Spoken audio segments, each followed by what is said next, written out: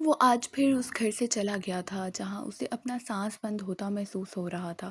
آصف صاحب نے رات کافی دیر سے اس کو آتے دیکھا تھا مگر خاموش رہے تھے۔ ساری رات وہ کافی تیز بخار میں خاموش پڑا رہا۔ میڈیسن ڈاکٹر نے دی ہوئی تھی تو اس نے وہی میڈیسن کھا لی تھی لیکن طبیعت مکمل ٹھیک نہ ہوئی۔ لیکن اب اسے عادت ہو گئی تھی اپنی اس بیماری کی۔ صبح اٹھا تو اس کا سر درد سے پھٹا جا رہا تھا۔ اس نے بیڈ سے اٹھنے کی کوشش کی مگر کمزوری کی وجہ سے وہ اٹھ نہیں پا رہا تھا۔ اسی دوران کے کمرے کے دروازے پر دستک ہوئی تھی۔ اس نے بامشکل خود کو اٹھایا اور ٹیک لگا کر بیٹھ گیا تھا۔ آ جائیں، اس نے کہا تو آصف صاحب دروازہ کھول کر کمرے میں داخل ہوئے تھے۔ برخوردار، کیا حال ہے؟ انہوں نے بیڈ پر بیٹھتے ہوئے پوچھا تھا۔ شکر اللہ کا، آپ آفس نہیں گئے ابھی تک؟ اسفندیار نے بڑی مشکل الفاظ ادا کیے تھے۔ میں تو بس جا رہا ہوں، پر ملازم نے بتایا تم رات کو آئے تھے تو سوچا مل لوں۔ رات نیند نہیں آئی ٹھیک سے؟ انہوں نے اس کی سرخ آنکھیں اور تھکا ہوا چہرہ دیکھ کر پوچھا تھا۔ آفس کا کچھ کام پینڈنگ تھا تو اسی لیے مصروف ہو گیا تھا اس میں، اسی لیے سو ہی نہیں پایا۔ اس نے ایک سیکنڈ بھی ضائع کیے بغیر کہا تھا۔ کام صحت سے ضروری نہیں ہے، چلو میرے ساتھ ڈاکٹر کے پاس، تمہاری طبیعت ٹھیک نہیں لگ رہی۔ اوہ، تمہیں تو بخار بھی ہے، انہوں نے کہتے ساتھ اس کا ہاتھ پکڑا تھا اور بخار کی تپش محسوس کی تھی۔ نہیں نہیں، بخار نہیں ہے، ہیٹر کی وجہ سے باڈی ذرا ہیٹ ہوئی ہوئی ہے۔ آپ آفس جائیں، میں بالکل ٹھیک ہوں، اسفندیار نے کہا تھا۔ پکی بات ہے نا؟ جی جی، آپ جائیں۔ چلو پھر بھی اگر طبیعت زیادہ خراب ہو تو مجھے کال کر لینا۔ اللہ حافظ۔ وہ کہہ کر کمرے سے نکل گئے تھے۔ اس نے لمبی سانس لی تھی اور بیڈ سے ٹیک لگا لی تھی۔ ایک دم سے موبائل کی گھنٹی بجی تھی پر اس کا دھیان نہ گیا تھا۔ ایک دفعہ پھر گھنٹی بجی تھی۔ اس نے سر سائڈ پر کر کے سائڈ ٹیبل پر پڑے موبائل کو دیکھا تھا۔ مناہل کی کال تھی۔ وہ خاموشی سے اس کی کال کو آتا دیکھتا رہا۔ اس نے ہاتھ تک نہیں بڑھایا تھا موبائل کی طرف، بس خالی نظروں سے موبائل کو دیکھا تھا۔ فون مسلسل بجتا چلا جا رہا تھا۔ تھک ہار کر جب فون بند ہو گیا تو اس نے اپنی گردن دوسری سائڈ کر لی۔ کیوں؟ میرے احساسات کا مذاق کیوں بنایا گیا ہر دفعہ؟ وہ واحد لڑکی تھی جس کے سامنے میں کھلی کتاب کی طرح تھا۔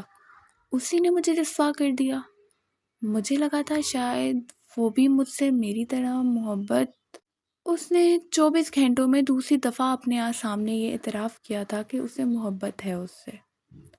کاش آپ مجھے بس ایک دفعہ بتا دیتی، میں بہت خوش ہوتا کہ میری تلاش ختم ہو گئی ہے۔ جس لڑکی کو میں اتنے سالوں سے پاگلوں کی طرح ڈھونڈ رہا تھا وہ میرے سامنے ہے۔ کیوں مذاق بنائے میرے احساسات کا، میری زندگی کا؟ میری زندگی میں آنے والا ہر شخص کیوں یہ سمجھ لیتا ہے کہ میرے پاس دل نہیں ہے؟ کیسے سمجھاؤں سب کو کہ میرے پاس بھی ایک دل ہے جو دھڑکتا بھی ہے اور اس میں احساسات بھی ہیں؟ وہ ایک دم کمبل دور پھینکتا ہوا چیخا تھا۔ میری محبت کا؟ آہستہ آواز میں بولا تھا۔ اس کے سر میں شدید درد کی لہر اٹھی تھی۔ اس نے اپنا سر زور سے پکڑ لیا تھا۔ اس کی آنکھوں سے مسلسل پانی نکل رہا تھا۔ اب کون جانے وہ آنسو تھے یا پانی۔ 10 دنوں میں 3 کلو اور کم ہو گیا۔ ٹھیک نہیں ہونا چاہتے آپ؟ ڈاکٹر نے ایک بار اس سے پوچھا تھا۔ کیا کروں گا ٹھیک ہو کر؟ اتنی تکلیف کافی نہیں ہے جو زندہ رہ کر اور تکلیف برداشت کروں؟ اسفندیار نے کہا تھا اور اس کا فون بجنے لگا تھا۔ مناہل پھر سے کال کر رہی تھی مگر اس نے اس بار بھی کال بند کر دی تھی۔ پچھلی دفعہ جب آپ آئے تھے آپریشن کے لیے تقریباً تیار تھے، پھر یہ مایوسی والی باتیں کیوں کرنے لگ گئے ہیں؟ موبائل کی گھنٹی ایک بار پھر بجی تھی۔ ڈاکٹر نے اس کے چہرے کی تکلیف دیکھی تھی جب وہ کال بند کر رہا تھا۔ کال اٹھا لیں، وہ پریشان ہو جائیں گی، کیوں خود کو اور ان کو تکلیف دے رہے ہیں؟ اسفندیار نے نظریں اٹھا کر انہیں دیکھا تھا۔ کون ہے یہ؟ ڈاکٹر نے پوچھا تھا۔ آفس سے کال ہے۔ اس نے موبائل بند کیا تھا اور کہا تھا۔ وہ لڑکی کون تھی جو اس دن آپ کو ایک لڑکے کے ساتھ ہاسپٹل لے کر آئی تھی؟ انہوں نے پوچھا تھا۔ اس نے نظریں اٹھا کر انہیں دیکھا تھا۔ وہ کسی گہری سوچ میں تھا۔ یاد ہے آپ کو؟ آپ نے مجھے کہا تھا آپ نے اپنی تکلیف اس کے چہرے پہ محسوس کی ہے، اور یہ بھی کہ میں آج کے بعد آپ کو یہ کبھی نہیں کہوں گا کہ میرے پیچھے رونے والا کوئی نہیں ہے۔ اور اس کے بعد آپ خنودگی میں چلے گئے تھے۔ میں نہیں جانتا تھا آپ کس کی بات کر رہے ہیں، مگر جب میں روم سے باہر نکلا تو مجھے سمجھ آ گیا آپ کس کی بات کر رہے تھے۔ جب وہ بچی بے چینی سے اپنی آنکھوں میں وہی تکلیف لیے میرے سامنے آئی جو میں نے آپ کے چہرے پہ محسوس کی تھی، تو مجھے میرے ہر سوال کا جواب مل گیا تھا۔ وہ خاموش وہاں بیٹھا رہا، اسے وہ آنسو یاد آئے تھے جو اس کے ہاتھ پر گرا تھا۔ اسی سے تو خوف آ رہا ہے مجھے۔ وہ نہیں جانتی مجھے یہ جان لیوا بیماری ہے۔ اس سے میرا وہ رشتہ ہو گیا ہے کہ میں اس کے لیے جینا چاہتا ہوں، مگر یہ جان لیوا بیماری کبھی مجھے اس کے قریب نہیں ہونے دے گی۔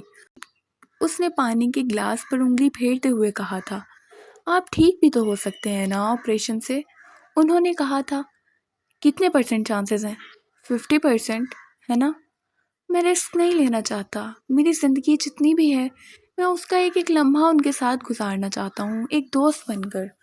اس نے کہا تھا، آپریشن میں 50% زندگی کے بھی تو چانسز ہیں، آپ اچھا کیوں نہیں سوچتے؟ میری زندگی میں کبھی کچھ اچھا ہوا ہی نہیں میرے ساتھ۔ ایسے اگر میری زندگی 1 سال کی ہے، آپریشن کروا کر ختم ہو گیا وہ سال جھٹکے میں، تو کیا کروں گا میں؟ مجھے نہیں ملوائیں گے اپنی دوست سے؟ وہ جانتے تھے وہ نہیں مانے گا، تو وہ بس مسکرا دیے تھے اور بولے تھے،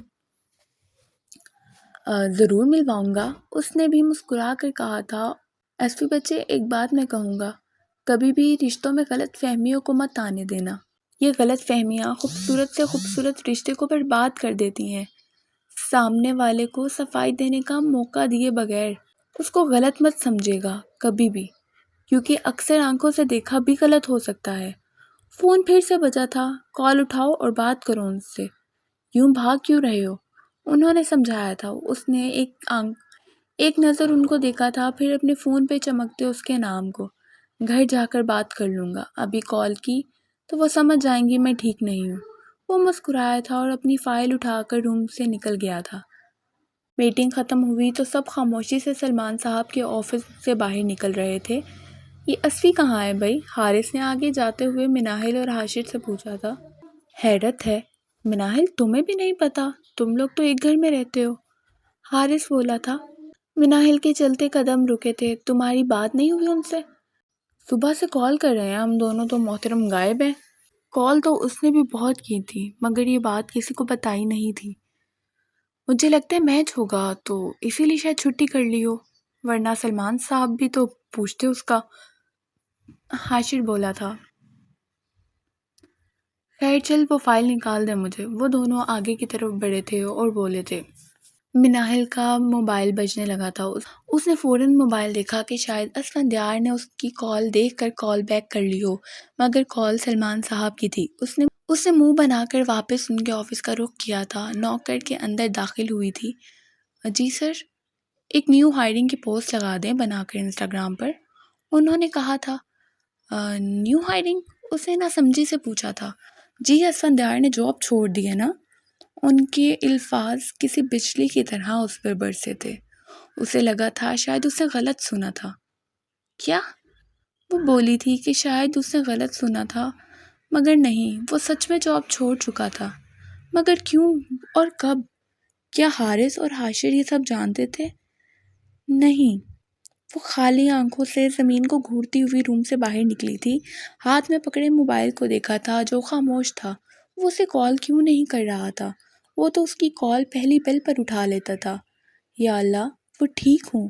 وہ خاموشی سے اپنی کرسی پر بیٹھی تھی اور اس نے کسی کو نہیں بتایا تھا، کیونکہ شاید اس کو خود بھی یقین نہیں آیا تھا ابھی تک کہ وہ چلا گیا ہے۔ اسی طرح وقت گزر گیا مگر اس کی کال نہیں آئی۔ اس نے ہر 2 منٹ بعد موبائل دیکھا۔ اسی طرح 6 بج گئے اور یہ لوگ گھر کی طرف نکل گئے۔ دل میں عجیب بے چینی، وہ اتنی خاموشی سے تو نہیں جا سکتا تھا۔ اسی سوچ میں وہ گھر پہنچی۔ اپنے کمرے میں ہی تھی کہ ایک دم ملازمہ آئی۔ بی بی جی کھانا لگ گیا ہے، بڑی بیگم صاحب بلا رہی ہیں۔ اس کی آواز سے وہ اپنے ہوش میں آئی تھی۔ بھوک نہیں ہے مجھے، آنٹی کو بتا دیں، اس نے کہا تھا۔ ملازمہ پلٹنے لگی تھی کہ مناہل نے کچھ یاد آتے ہی اسے آواز دے کر روکا تھا۔ بات سنیں، اسفندیار آ گئے؟ اس نے پوچھا تھا۔ جی تھوڑی دیر پہلے ہی آئے ہیں، ملازمہ نے بتایا تھا۔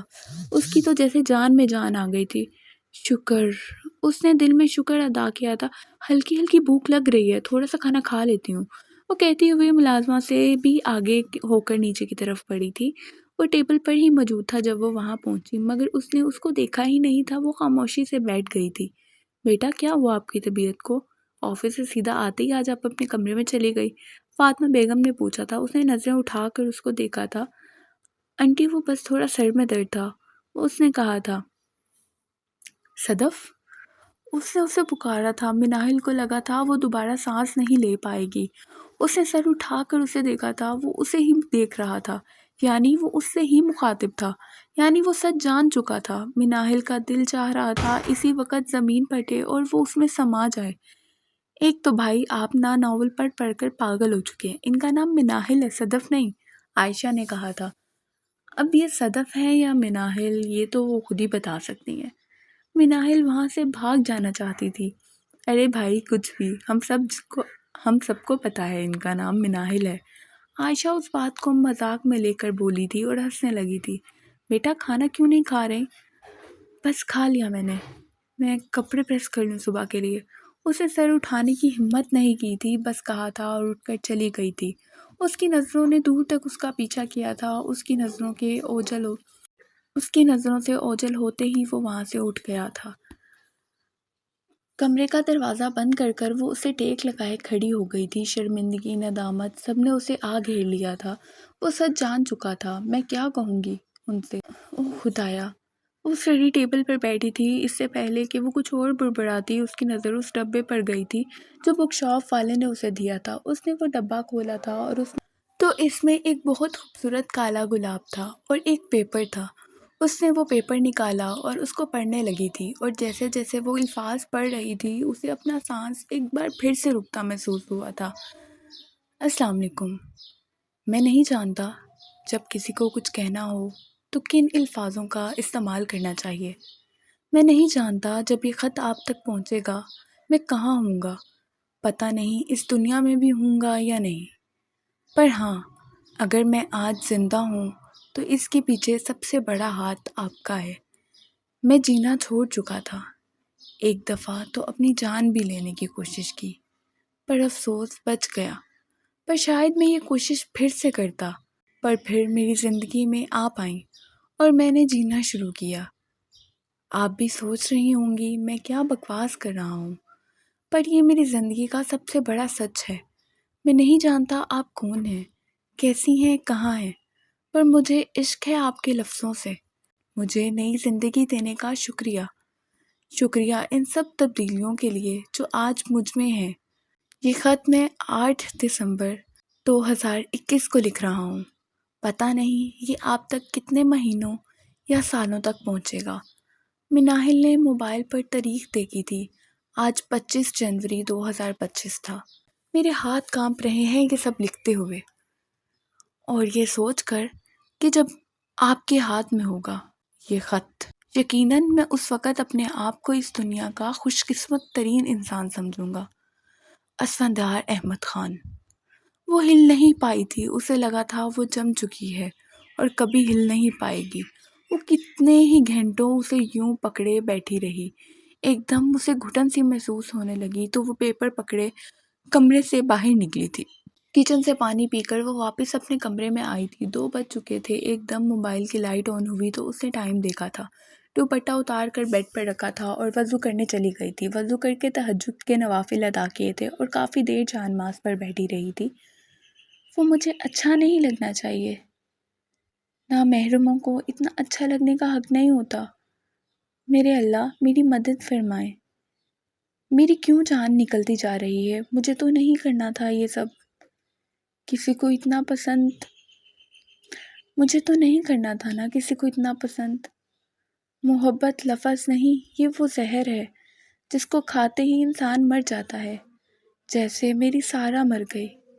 میں کیا کروں اللہ جی، میں تو کسی سے کچھ کہہ بھی نہیں سکتی، اور اب لگتا ہے یہ سب دل میں رہا تو میرا دل پھٹ جائے گا۔ نامحرم کی محبت موت ہے اور کچھ بھی نہیں۔ مجھے محبت ہو گئی ہے ان سے۔ وہ سجدے میں گری تھی اور کتنی ہی دیر سجدے میں رہی تھی، جیسے اپنے دل کا بوجھ ہلکا کر رہی ہو۔ جب اس نے سر سجدے سے اٹھایا تو اس کے آنسو سوکھ چکے تھے۔ اس نے جانماز اٹھایا اور کمرے سے باہر نکل گئی۔ ہر طرف خاموشی تھی، ہلکی سی نائٹ بلب کی روشنی پورے گھر میں چمک رہی تھی۔ وہ آہستہ آہستہ قدم بڑھاتی چھت کی طرف بڑھی تھی۔ چھت کا دروازہ کھلا ہوا تھا۔ وہ کھلے دروازے کو دیکھ کر چونکی نہیں تھی۔ وہ جانتی تھی وہ ہمیشہ کی طرح ضرور رات کو چھت پر ٹہلتا رہا ہوگا اور دروازہ کھلا چھوڑ کر چلا گیا ہوگا۔ اس نے قدم آگے بڑھائے تھے۔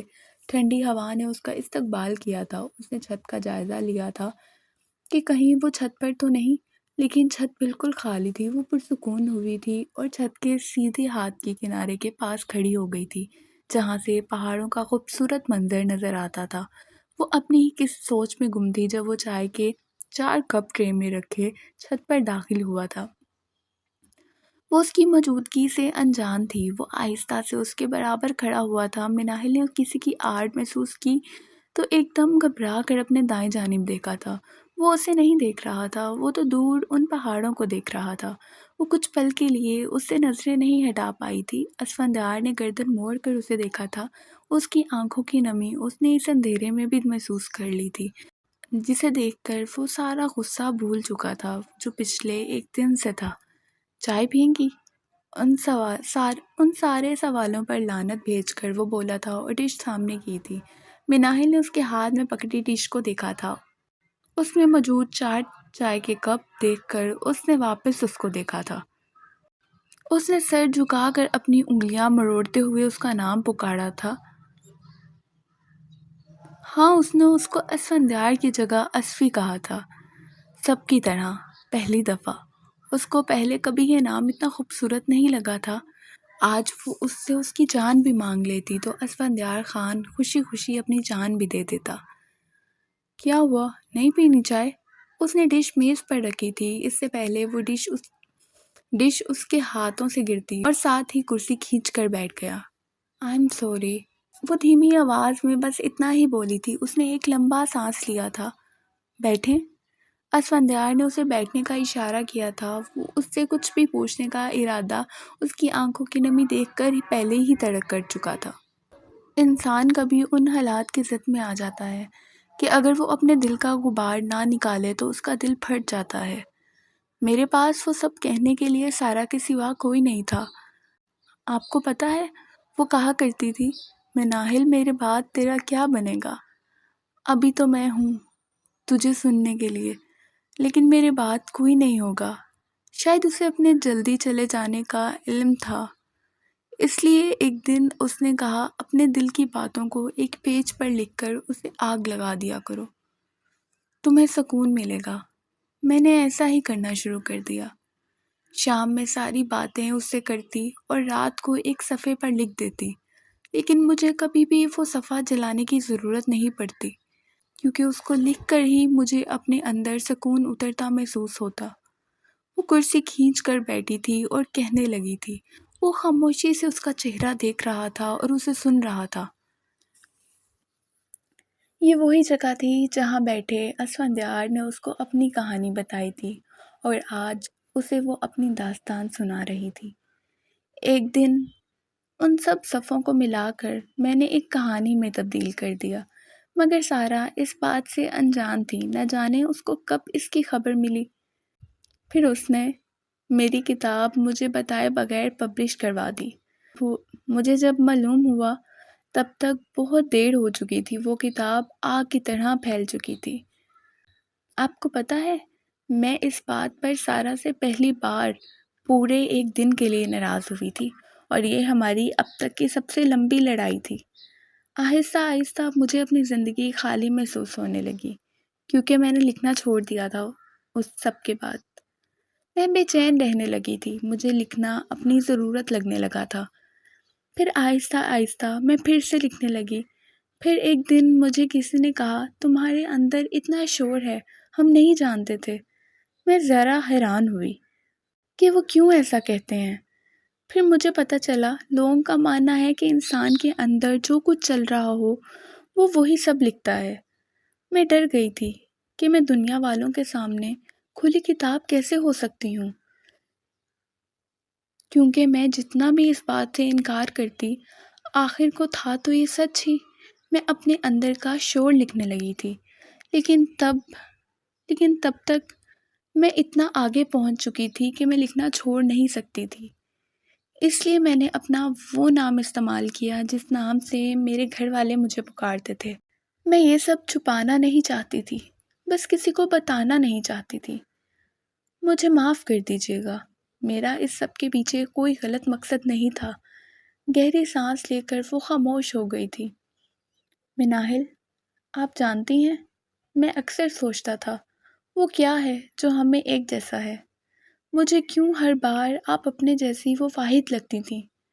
مجھے کبھی اس کا جواب نہیں ملا، لیکن آج مجھے میرے ہر سوال کا جواب مل گیا ہے۔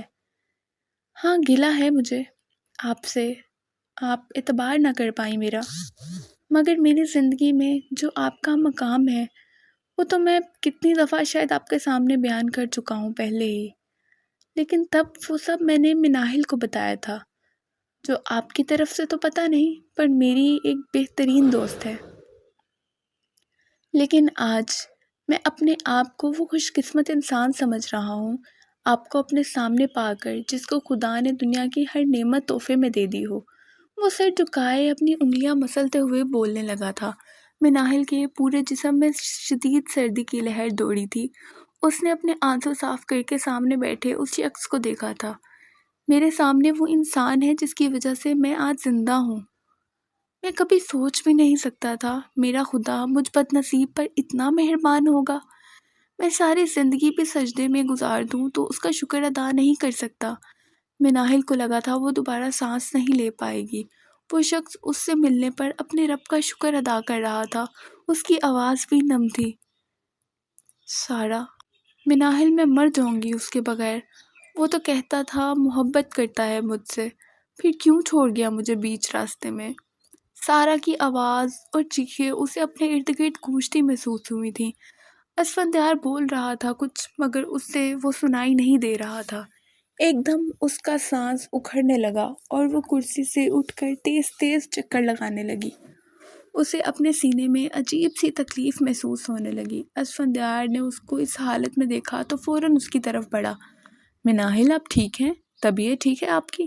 بیٹھیں، پانی پئیں۔ وہ پریشانی سے ڈش میں پڑا پانی اٹھا کر بولا تھا اور اس کو پلانے کی کوشش کر رہا تھا۔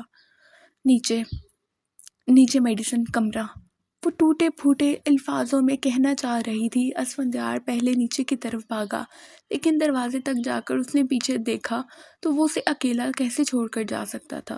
پھر بھاگتا ہوا اس کی طرف بڑھا۔ نیچے چلیں میرے ساتھ۔ اس کو سہارا دیتا ہوا بڑی مشکل نیچے کی طرف لے گیا تھا۔ کمرے میں داخل ہوتے ہی اس نے بیڈ پر اس کو بٹھایا تھا اور لائٹس آن کی تھیں۔ سائڈ پر پڑا میڈیسن باکس سارا بیڈ پر الٹا دیا تھا۔ وہ نہیں جانتا تھا اس کو کون سی میڈیسن چاہیے تھی۔ وہ ایک ایک کر کے اس کو دکھا رہا تھا۔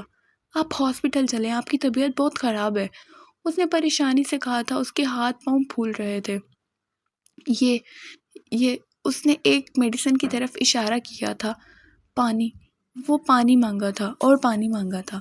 اس نے سائڈ ٹیبل سے جگ اٹھا کر کانپتے ہاتھوں سے پانی ڈالا تھا۔ کافی حد تک پانی ٹیبل پر بھی گر گیا تھا۔ اس نے ایک گولی نکال کر اس کو دینے کی کوشش کی تھی، مگر وہ اپنا ہاتھ اپنے منہ تک نہیں لے جا پا رہی تھی۔ اسفندیار نے اس کے ہاتھ سے گولی لے کر اس کے منہ میں ڈالی تھی اور پانی کا گلاس اس کے ہونٹوں کے ساتھ لگایا تھا۔ اس نے میڈیسن کھا لی تھی۔ اسفندیار نے گلاس ٹیبل پر رکھا تھا اور اس کے پیچھے کا تکیہ ٹھیک کر کے رکھا تھا۔ وہ نیند میں جا رہی تھی۔ 1 سے 2 منٹ لگے ہوں گے۔ وہ گہری نیند سو چکی تھی۔ وہ کتنی ہی دیر وہاں بیٹھا اس کو دیکھتا رہا تھا، پھر اٹھا اور کمبل اس کے اوپر دے دیا تھا اور تھوڑا پیچھے ہوا تھا کہ اس نے ٹیبل پہ پڑے اس پیپر کو دیکھا تھا اور بے اختیار اس کو اٹھا کر دیکھا تھا۔ وہ اسی کا لکھا وہ خط تھا جو اس نے کوئی 4 سالوں پہلے لکھا تھا۔ وہ اس وقت اپنے آپ کو دنیا کا خوش قسمت ترین انسان سمجھ رہا تھا۔ اس نے وہ خط لکھتے ہوئے کبھی نہیں سوچا ہوگا کہ وہ خط جب اس تک پہنچے گا وہ اس کے سامنے ہوگی۔ اس نے وہ خط وہیں رکھ دیا تھا۔ لائٹ کمرے کی بند کی تھی اور کمرے کا دروازہ بند کیے بغیر باہر نکل گیا تھا۔ سامنے ٹی وی لانچ تھا جہاں موجود صوفے پر وہ بیٹھ گیا تھا۔ اس کا کمرہ وہاں سے صاف نظر آ رہا تھا۔ وہیں بیٹھا وہ ساری رات اس کو دیکھتا رہا۔ وہ پرسکون سوئی رہی تھی، پھر نہ جانے رات کے کس پہر اس کی بھی آنکھ لگ گئی اور وہ اسی حالت میں وہیں صوفے پر سو گیا۔